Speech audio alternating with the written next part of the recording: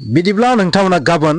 अथ टेकिं सेरेमनिखौ नुनो मोनसिगोन बिपिएफआ गोदान सरकार बानायसिगोन गाबोन सा 8 निफ्राय सा 10 सो इएमखौ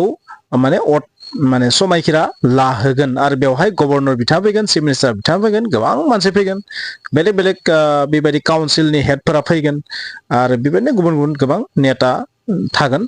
आरो गभर्नरा थागोन गोबां मानसि थागोन स' बेवहाय अथ टेकिं सेरेमनि जानो थागासिनो दङ नाथाय नोंथांमोना मैया मा नुदोंमोन हाग्रामा महिलारि बिथाङा मोनसे बाथ्रा होनदोंमोन जुदि इउपिपिएलआ एनडिएजों थायो बिजेपिजों थायो अब्ला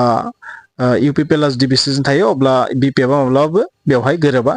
नाथाय इउपिपिएलखौ जुदि गारोबा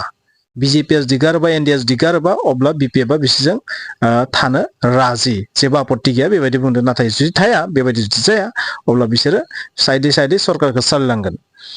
दा हिमन्त बिश्व शर्मा बिथांनिफ्राय मोनसे बाथ्रा ओंखारदों बिथाङा बुङाखै बिथाङा बुंदों मा जे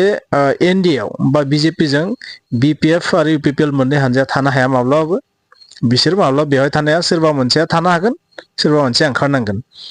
समजों लोगोसे बे डिसिजनखौ लागोन डेट मिन्स गाबोनहालागै बे डिसिजनखौ जों नुनो मोना गाबोनहालागै डेट मिन्स बिपिएफआ हारसिंनो माने गाबोन सपर्ट ग्राउन्डखौ खालामगोन बेवहाय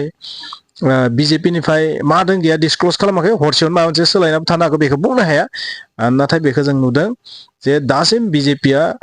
इउपिपिएलखौ गारगोन ना गारा ना मा बे बाथ्राखौ दासिम बुंथ'वाखै आरो गाबोन मा जायो पुरा केबिनेटआ फैनायनि चान्स दङ हिमन्तनि केबिनेटआ फैनायनि चान्स दं गाबोन क'क्राझाराव स' बेहाय बिथांमोना हरखाब मा डिसिसन लायो बेनि सायाव सोनारगोन एबा सानसे साननै गुबुन लेटबो जानो हागौ खैदिनमानबो लेटबो लानो हागौ बहुत साननांगौ बाथ्रा दं इउपिपिएलखौ गारबा मा लस जागोन खारन इउपिपिएलनियाबो कन्डिसना इमान गाज्रि नङा एमएलए दोङो एमपि दोङो आरो एमसिएलए थाबाय स' एसेबांबो खम नङा माने बिसोरनि जि नोंथांमोना बे इलेक्सनाव जालांनाय भटनि जि माबाखौ नायोबा बेहायबो एसेबांबो डाउन नङा एसेबां माने बुरजा गाज्रिबो जेनाखै माने बाहायल'सो माइनर डिफारेन्सआवसो जेनदों आरो बेनिखायनो साननो गोनां जागोन बिथाङा नेक्स्ट मा जायो स' बेयो सोलिबाय थासिगोन नाथाय बेखिनियाव आङो मोनसे नोंथांमोननो आपडेट बुंनो नागिरदों बे जाहैबाय मा जुबिन गार्गजों रिलेटेड दिनै शेखर ज्योति गस्वामीया मोनसे बाथ्रा बुंदों जे सिद्धार्थ शर्मा आरो श्यामकानु महन्त बिसोरो जि बिदेशी जौ बेहाय माने बिस गलायनानै जुबिन गार्गखौ दौदोंमोन होनना बुंदों आरो बेनि उनाव लासैनो रिएक्सन जादोंमोन आरो जेब्ला दैयाव दुगैदोंमोन बै समाव बिनि खुगानिफ्राय फेन गदोंमोन बे भिडिअखौथ' दिन्थियाखै बे भिडिअ फुटेजखौ रावबो नुवाखै नाथाय शेखर ज्योति गस्वामीया बुंनाय बादिब्ला बेबायदि फेन गदोंमोन बे फेन गनायखौबो गेस्ट्रिकनि थाखायसो जादों बेबायदि बुंदों आरो बेनिखायनो बेखौ जोथोन लायाखैमोन गोबाव समहालागै जोथोन लायाखैमोन आरो मेडिकेलाव थाब लायाखैमोन बायदिसिना बेबायदि खोथा ओंखारनानै फैदों माने सिआइडिनि टिमा सोंनायाव बे बाथ्राखौ बुंदों बेबायदि निउसाव नुदों एक्जाक्ट बिनि खुगानिफ्राय आं खोनायाखै माने निउसावसो नुदों आरो बेबायदि बुंदों होननानै स' बेबायदि बिखौ मेडिकेलाव लांनायावबो लेट खालामदों जाहैबाय आरो माने दम होना दोनदों जाहैबाय जे बेबायदि रावबो खालामनो मोना बेखौ सापर्ट खालामनाङा बायदिसिना बेबायदि खोथा ओंखारनानै फैदों स' बिस दौनाय बाथ्रा ओंखारनानै फैदों स' मोनसे माने बिराद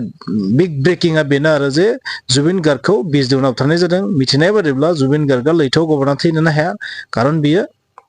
बेहायथ' गोबां मानसि दंमोन आरो बे सानस्रिनो गोरों मानसिनो स' सानस्रिनो गोरों मानसिया लैथोआव माबोरै गब'नो हायो आरो एसेबां मानसि थानायाव बोरै गबलांनो बेयो नङा होमबा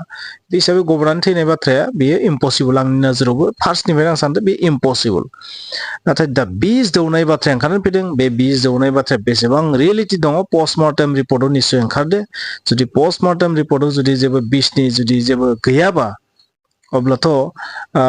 शेखर ज्योति गस्वामीया बिस दौदों होनना बुंदों बे बाथ्राया माने फल्स जागोन आरो खारन